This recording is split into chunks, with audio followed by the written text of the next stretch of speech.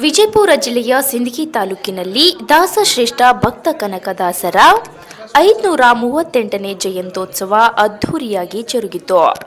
ಸಿಂದಗಿಯ ಕನಕದಾಸ ವೃತ್ತ, ಗೋಲಗೇರಿ ರಸ್ತೆ ಪ್ರಮುಖ ಬೀದಿಗಳಲ್ಲಿ ಮೆರವಣಿಗೆ ಜರುಗಿತು. Bureau report Sunil Rathod, Sindagi.